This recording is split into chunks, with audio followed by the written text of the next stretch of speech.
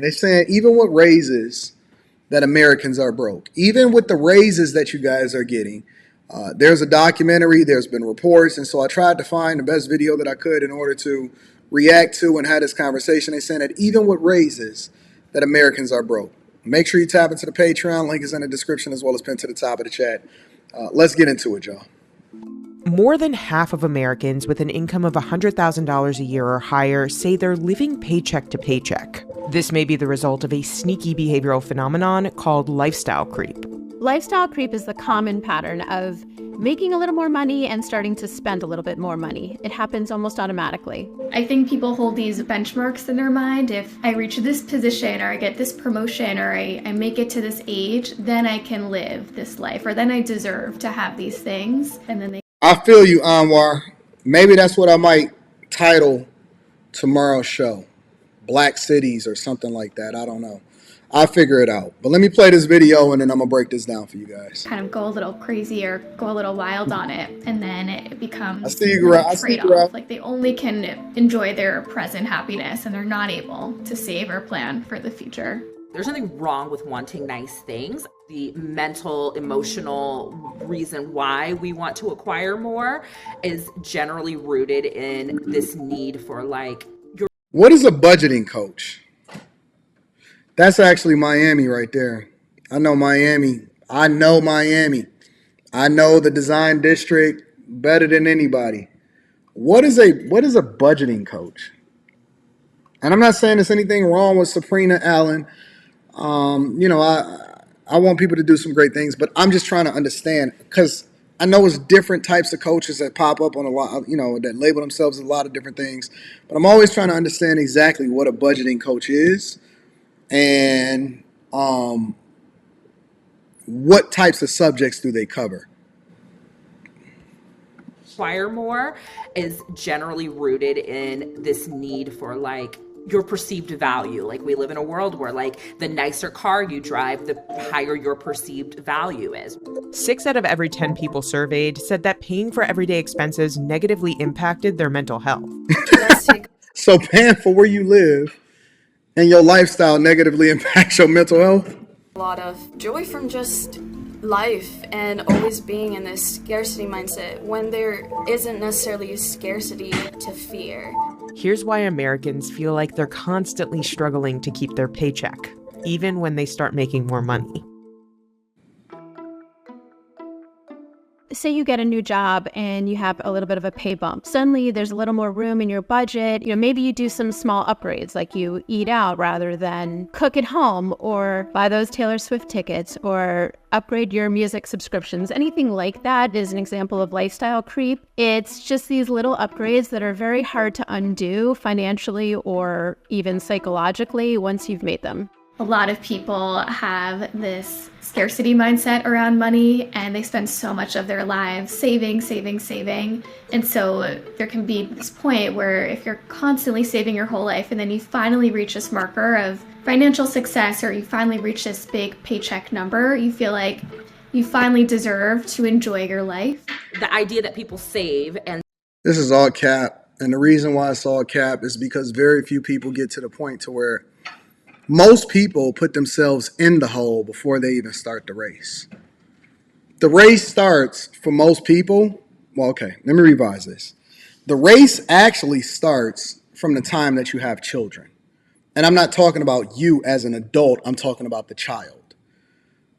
Leslie, how much from the very time that you've ever opened up your eyes since as far back as you can remember, what have I've always trained you, forced you, and conditioned you to do when you get any money, $1, 25 cents, $50, allowance, birthday money? What have you always been forced to do since the time you was 3, 4, 5 years old? Save. Save how much of your money? 20%. Say it again. Say it out loud. Save 20%. So regardless of how much you get since you've been alive, what do you do with, you save 20%, what do you do with it? Put it in savings. You put it in savings, and then what do you do? Don't touch it. And then you transfer it to me. Yep. And what do I do?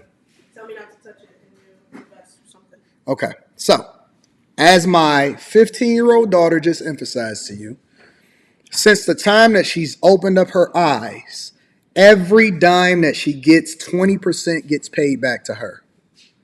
Every dime that she has ever received, she's always paid herself first 20%.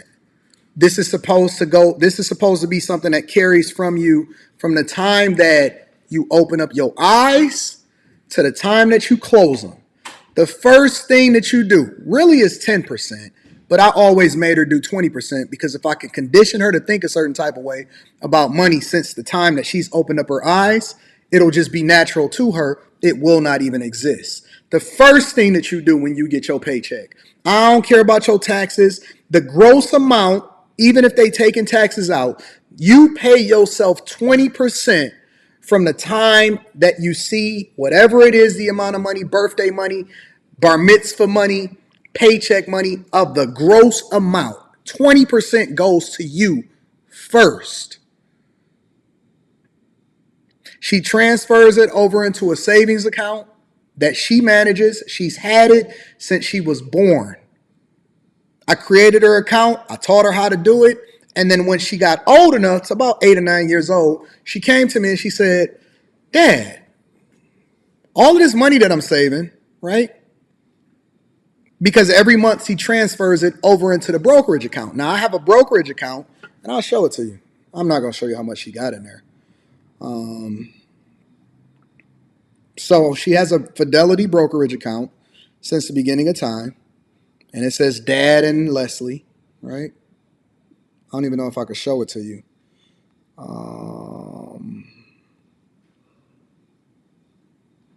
I can't show it to you without showing you the amount in there. I don't want y'all to show the amount. But I'll show you what her recent transaction was. She transferred money over to, my daughter makes a lot of money.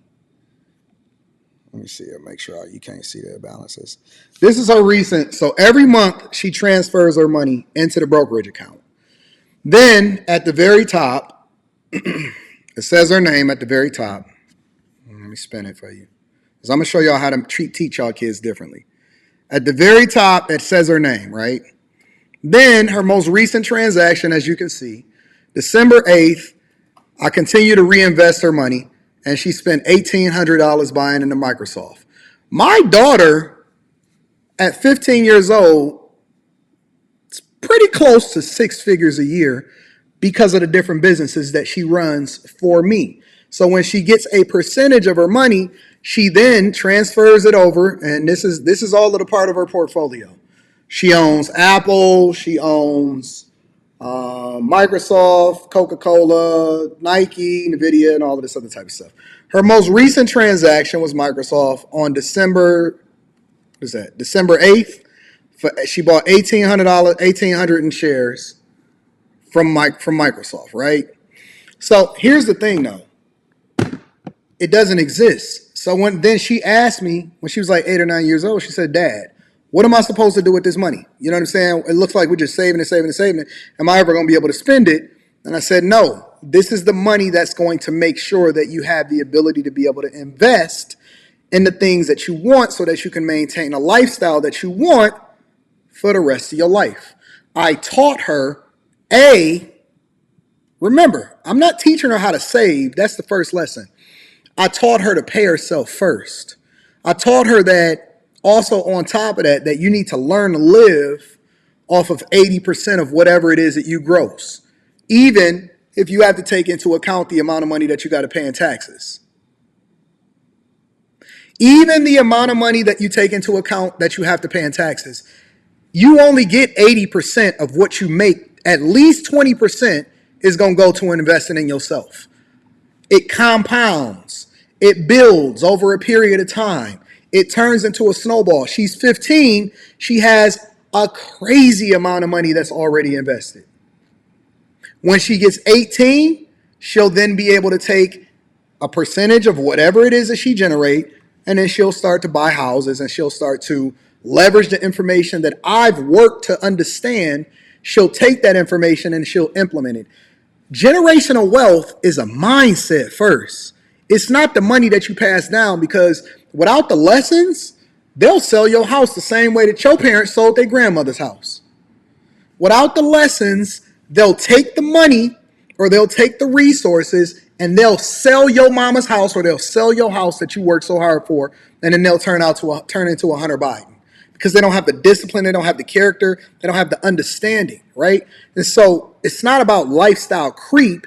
It's about a misunderstanding of how money works and then conditioning yourself. Because once you start in a college, you start from behind the 8 ball, because the first thing that you say is, okay, well, I'm about to take out a bunch of student loans. By the time you get old enough to get a job, it's not that you had to save your way. First, you need to claw your way out of debt. But then on top of that, the problem is not that you just got to claw yourself out of it. You also believe that just because you went to school for the last 4 years, you deserve to get a BMW 5 Series because they was telling you how credit is important. The problem is that you have to unlearn all of the BS. Unlearn, even with the amount of money that she got, even with the amount of money that I have, even with the amount of money and the assets that I have, she's still probably going to go to community college. Or at the very least, if she doesn't, she's still probably going to go in-state. Absolutely, because she has to be up under my covering. She's going to work for me. She needs to understand how the game works. She has more things that she needs to learn and then implement and bring back into the household and bring it back to the businesses that we're already putting together and we've been working on for years. That's generational wealth. Generational wealth is a mindset that carries over from generation to generation versus the generational curses that you keep putting into your children because you keep telling them that a credit score is more meaningful than understanding how to pay yourself 20% and learn how to live on less.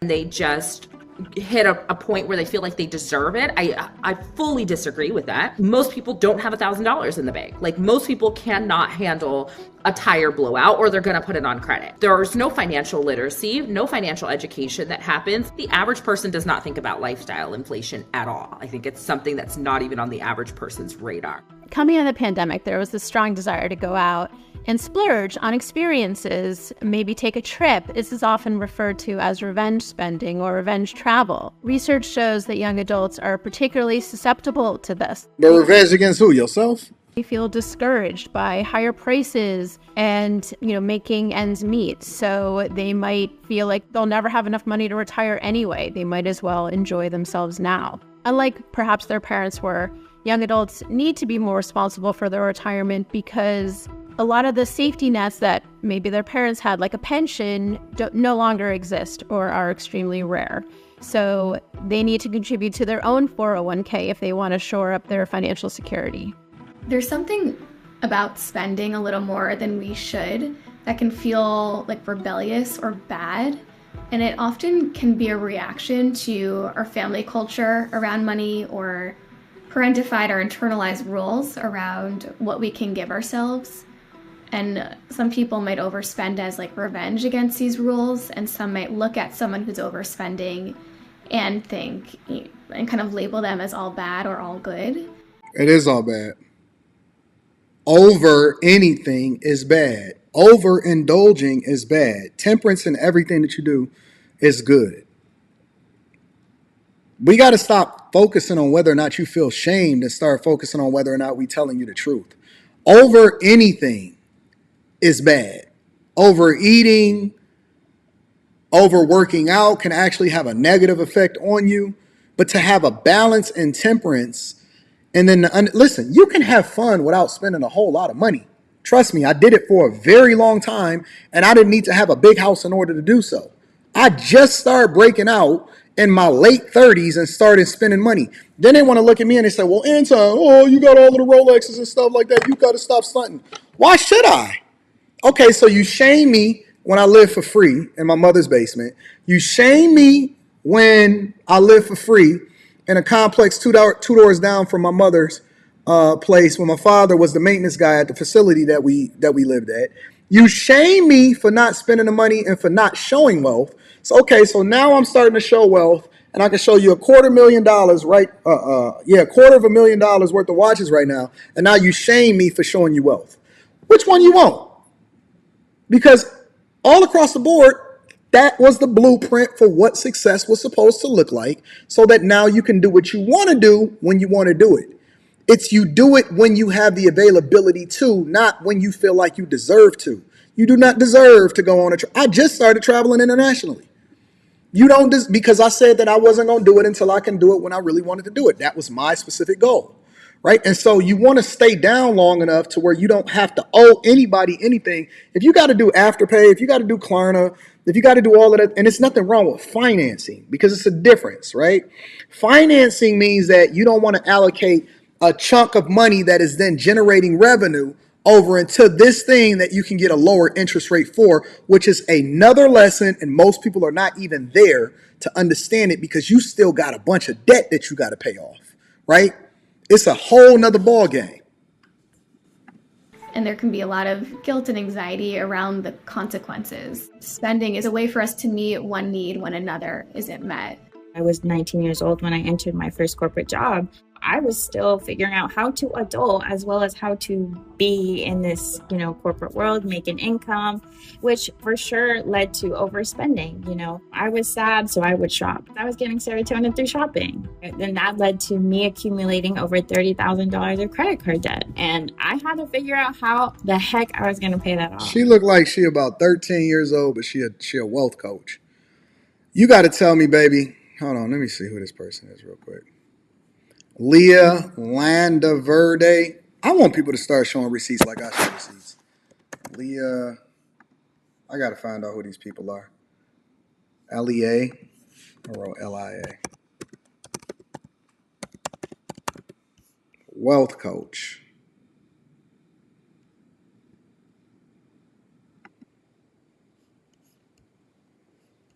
Is this her?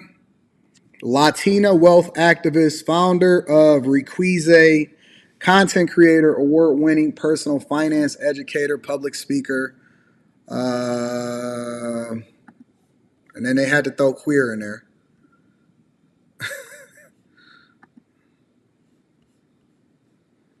I'm assuming that she's wealthy then, right? Yep, that's her.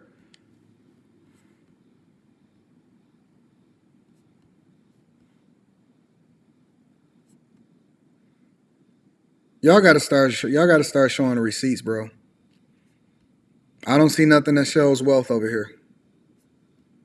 She see emphasizing her relationship. She's advocating for equal pay. I don't see nothing wealth related over here. So anybody can throw a name on themselves, and that's just the end of the conversation. As well as how to be in this, corporate world, make an income, which for sure led to overspending. I was sad, so I would shop. I was getting serotonin through shopping. Then that led to me accumulating over $30,000 of credit card debt. And I had to figure out how the heck I was going to pay that off. When your spending is dictated by She's Gen Z. She's Generation Z.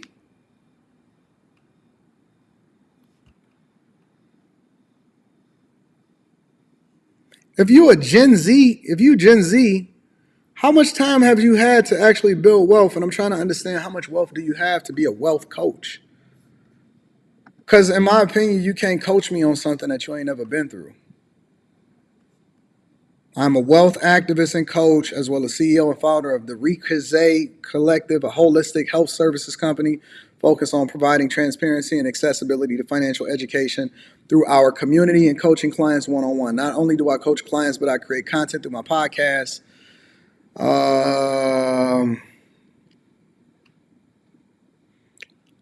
Social media allows other first-gen queer, WOC, and immigrants to relate to current issues we face today with our finances.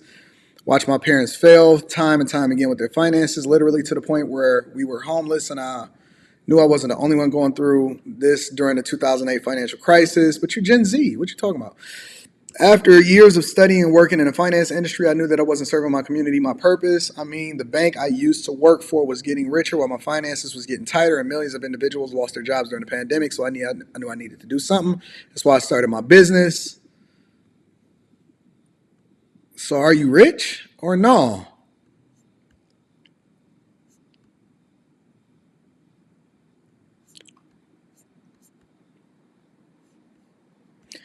Anyways, let me not shoot the messenger. Or depriving yourself or holding back your needs, that's when it becomes problematic.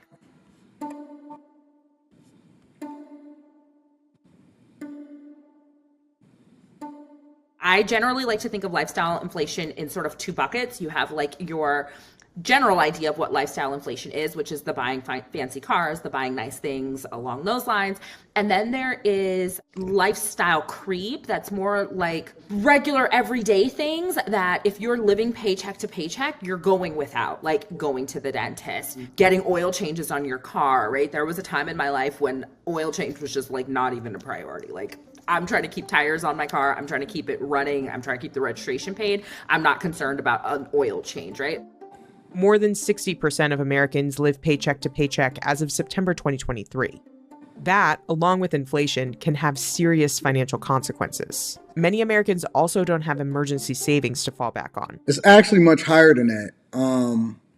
That's 60% surveyed that were willing to admit that they were paycheck to paycheck. It's even more. It's even higher number than that. 63% of workers say they wouldn't be able to cover a $500 emergency expense. You know, there's that saying, being poor is really expensive, because then when it is time to get basic maintenance on your car, it ends up being way more expensive than you were planning on it being because you haven't done basic maintenance.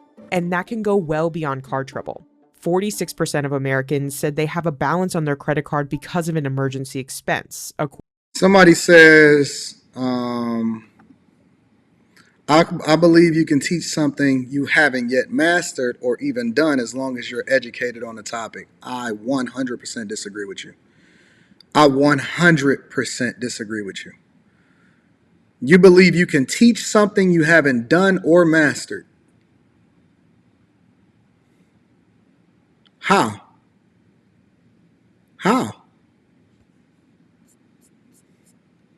How can you teach something that you haven't done or mastered? Because all you're doing is that's called speculation. How? So we should all get life coaches that's 22 years old as long as they're certified as a life coach, right? No? I mean, listen, I believe that you have a lot of insight. I like you as a tax coach. I think we've had conversations, it's dope. But I fundamentally disagree with you. How?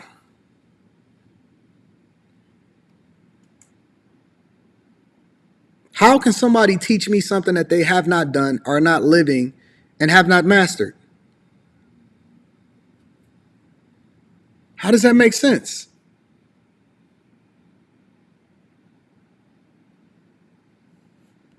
Based off of what? What are you using as the basis by which you're teaching me from?